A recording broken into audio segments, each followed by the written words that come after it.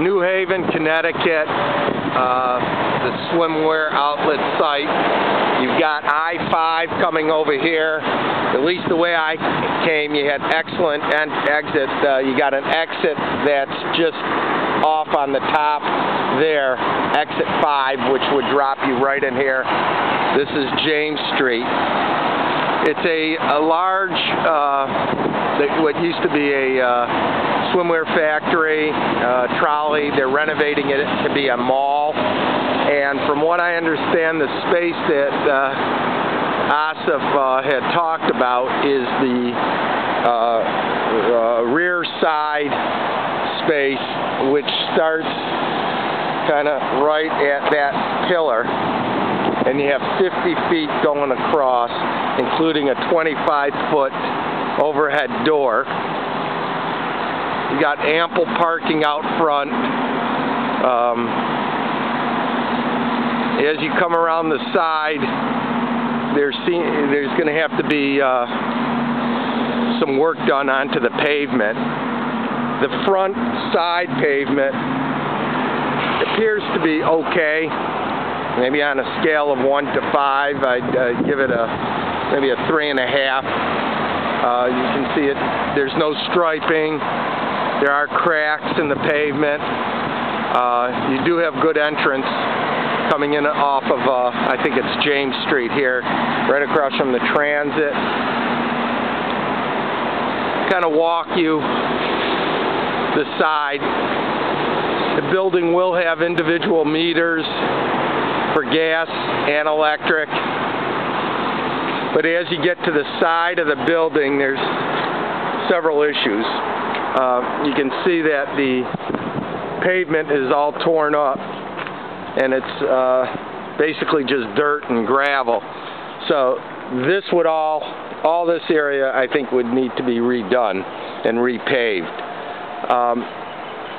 Your space, it's 50 feet across, as I said, and if you take 5,000 feet, which is what Asif said, you were contemplating, you would be right at about this point going down here. I think it would make more sense to take another 20 foot and encompass this overhead door that you could use for customer loading or unloading, and it would then be 120 feet, which would take it back to this space.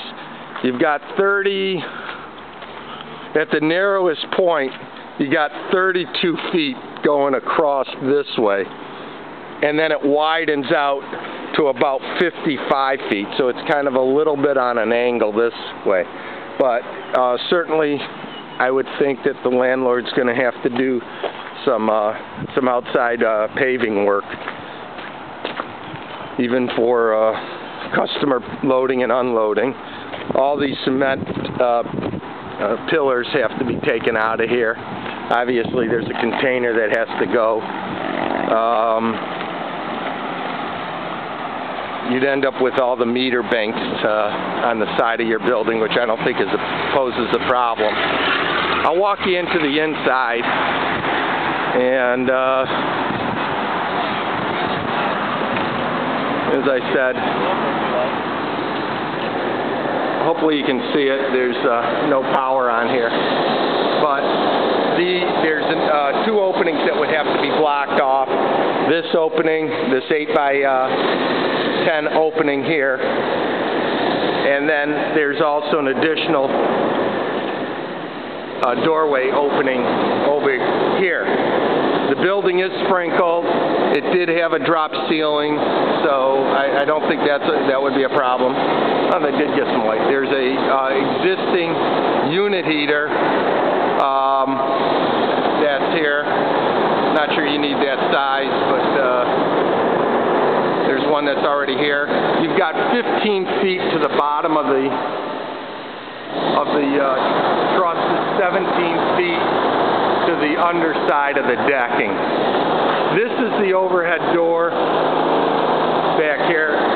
Once again, from the inside, this would be the 100-foot mark over here. These posts are 20 feet apart. So they're exactly 20 feet on center, and then 20 feet on center this way. So this would give you basically your 5,000 feet, looking at it this way. If you backed up another 20 feet, you'd end up with 120 by 50, but you'd pick up the overhead door.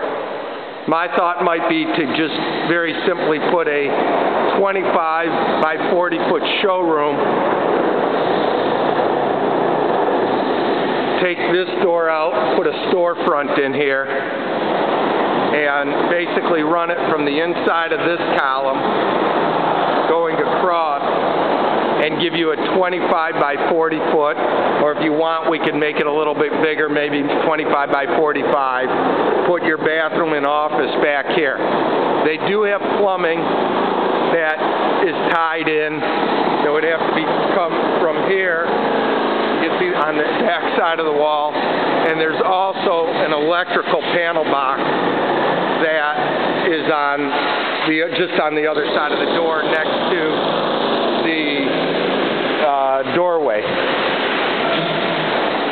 So I think it's a doable space. Obviously there's no warehouse lighting. It would be a total build out. The flooring appears to be in pretty smooth shape. It's not too bad. There is water, as you can see on the floor. I questioned him about roof leak.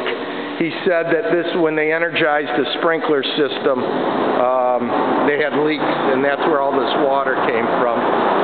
Certainly would protect yourself in the lease and make sure that the landlord warrants about there's a lot of water that appears to be here.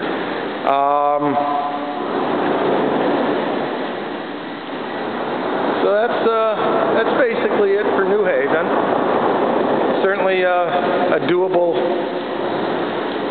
space.